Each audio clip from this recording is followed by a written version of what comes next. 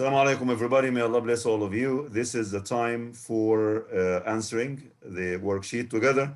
As we have it, our habit, we took the worksheet on Thursday and it's due today.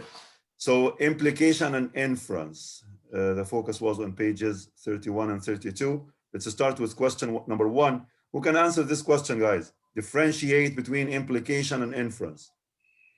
Yeah, answer this, please. Go ahead.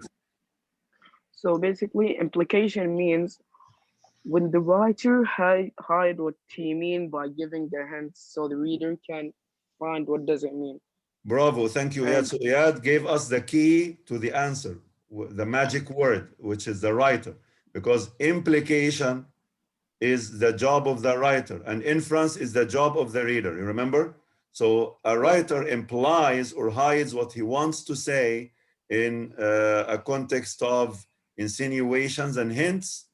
So the writer in his inference tries to guess or get that through the style of extracting what the writer wanted to say by working out these hints and these insinuations. Thank you very much. So we can say implication is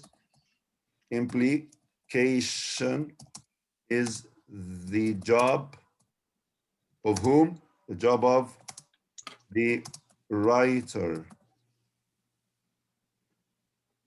When he hides what he wants to say in a context of insinuations and hints.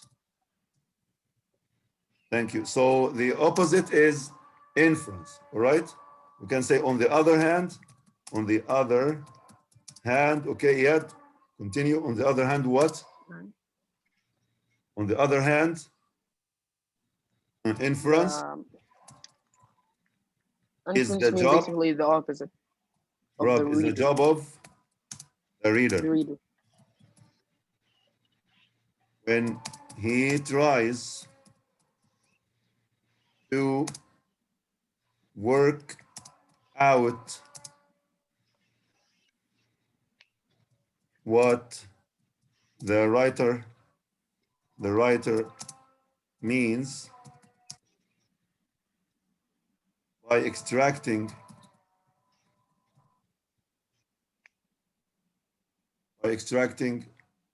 the implied ideas. Thank you. That's perfect. Excellent. Let's go to the second question. Give the definition of the word slum. Who can define this word and use it in a sentence, guys? Who remembers? I can, sir. Okay, Muhammad, thank you. Go ahead.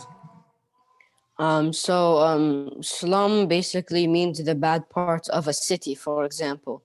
Bravo. Like a word that can, a synonym for slum that would match up the meaning of slum would be squalid.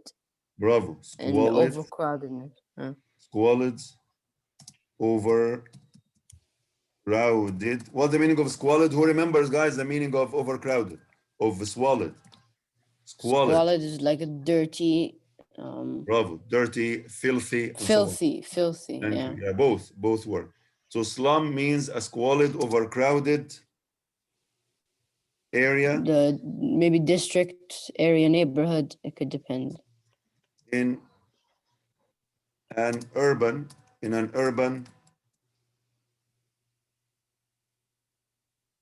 place as a city, right? Yes, sir. Yeah. And if I were to use slum in a sentence, it would be he grew up in the slums, which is why he does not have the best education.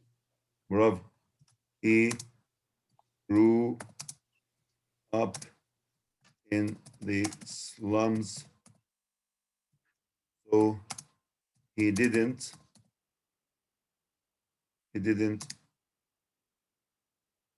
Sorry, forgot the He M. didn't, yeah, he didn't have a chance to receive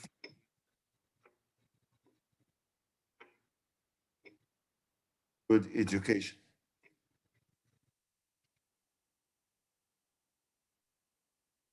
Thank you very much. This is a very good sentence.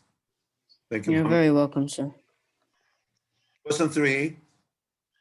Write 3 adjectives. We know that we have more than 3, but we need just 3. Write 3 adjectives we avoid using for people with special needs. For euphemism, for the sake of being polite, we use other words. But what are the ones that we avoid using? Yes, who can? I can answer it, sir. Go ahead, Saud. Thank you. So of course I wrote only 3 adjectives, but there are more. So what I wrote is impaired, which means we can say sight impaired, which means he is blind. We Bravo. can say Yeah, it is followed by the word, or it is preceded by the word that it means. So sight impaired, having a problem with sight. Hearing impaired, having a problem with ears, deaf. like the deaf. Yeah. Thank you, and so on. So impaired, what else? And we can use also handicapped. Handicapped, bravo, handicapped. And Okay. there is one beginning with letter D. Remember it? Letter D, disabled. Bravo, disabled. Who can add others, guys? But we don't need them, but who can add others? Sir, I could add the word crippled. Bravo. Thank you. You Crippled. can add the word retarded. I mean retarded. Sorry, crippled and others. Thank you, guys. Good. Question 4, we need some ideas. How can you contribute to improving your neighborhood?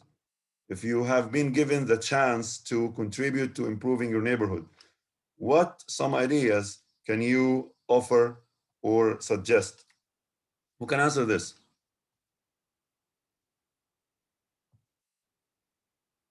Malik, can you give us some ideas, please? Yeah, so you could start a petition, and you could also start a fundraiser to raise money. Bravo. We can start a project for fund raising, right? What else? Yeah, you could you could sign a petition for your local town to build something like a facility. We can initiate a competition for what, Malik? Competition for? Petition. Yeah, like a paper you sign for the local. Petition, not a competition, right? Yeah, petition. Yeah. For the We can local. initiate a petition for what?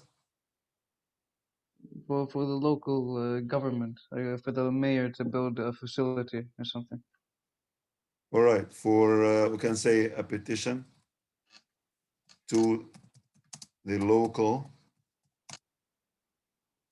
authorities.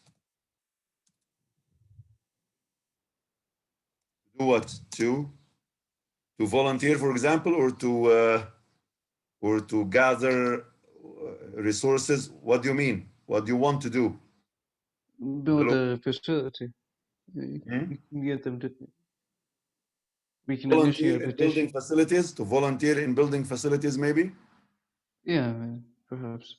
Volunteer in building or establishing facilities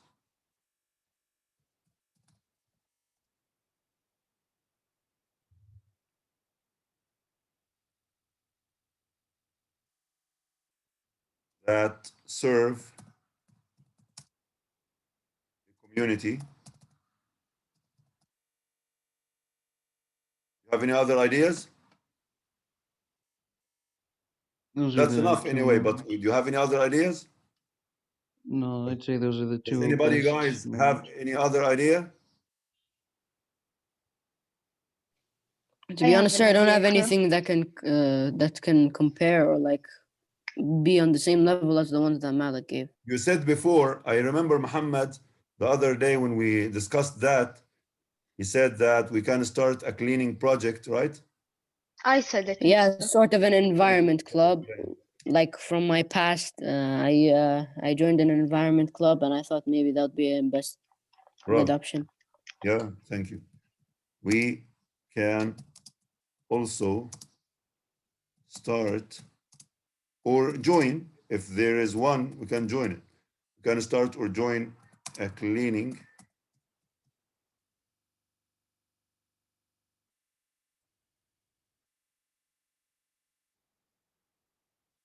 project.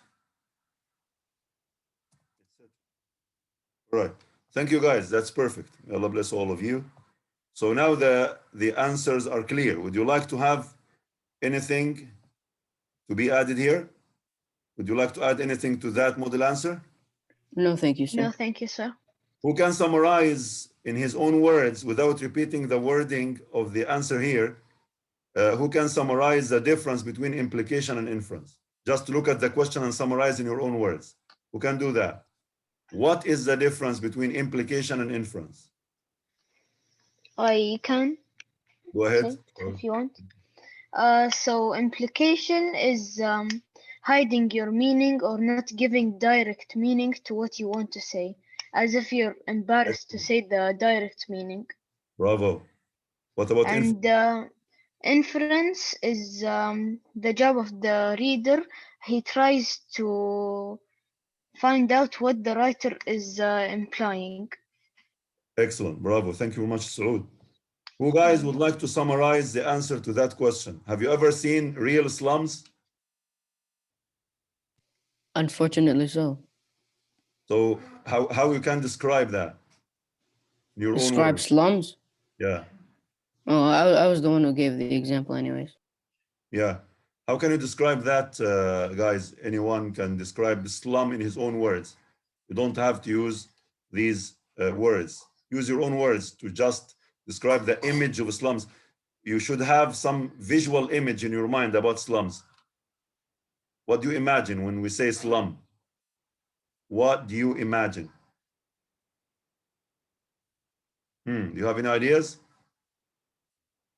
You can say we see poor people, right? I can see like see a a lot poor of beggars. neighborhood. Yeah, bravo. Unclean neighborhoods and so on. Yes, thank you very much. Sir, are you are you aware of the word ghetto? In what context? In the context of like similar to the slums, it's Ghetto. Yeah. I Explain. guess that could match with the slums. Yeah, It's explain to them. basically considered as the ghetto is basically considered as a neighborhood, usually either a neighborhood that's not really the best in the sense of financial support or stuff Yeah, like that, like compared to its other. not Yeah. not civilized enough, you mean? You could say that. Yes, thank you very much, Mohammed. Yes, good. Good discussion, guys. What about impaired, handicapped, disabled? Do you agree with me if I say these can offend people with disability if you use these words? To be honest, sir, yes, except for handicapped. I mean, of course, I'm not. I don't need special needs, so I don't know how they feel. Why don't you think that handicapped gives offense also? I think like they all they might hurt him a little bit, but not so much. But disabled will like it will make him. I mean, do you not think like that life. people with special needs like to be called people with special needs than being called impaired, handicapped, disabled, crippled, and so on? Maybe they No, I would don't think so. like it if they would call them Less impaired. offensive, right? Something. Saying Yeah. people with special needs is less offensive, Mm-hmm. right? Gives impression that the community is taking the responsibility of looking after them instead of degrading them or putting them in a lower degree, right? Yes, sir. Yeah. Yeah. Thank you, guys. And these services, do you agree that these services can really help the community to become a better place, or to the neighborhood to become Yes, it would help so much. Some of you already did before, like Muhammad. Do you think or plan to get involved in any of these activities in the future? Or you just take it theoretically? Hopefully, when the opportunity comes, I could maybe do it, or like attend maybe like a fundraiser, or like volunteer my help, Thank you. possibly. Do you think, guys, everybody, do you think that we are responsible for our neighborhoods, or we should just depend on the governmental work and say it's not our job? What do you think about that? Well, I mean, I think we're also responsible as well, because we're the ones, the government may own the land, but we're the ones who are, in a sense, maintaining it. Bravo. So we still own it with them. So it's a sort of side-by-side duty and side-by-side right. So all of us are responsible for making our neighborhoods and our country as a whole a better place. May Allah bless all of you and bless our countries. Thank you very much, guys, for that excellent demonstration of the lesson. And let's move to another part.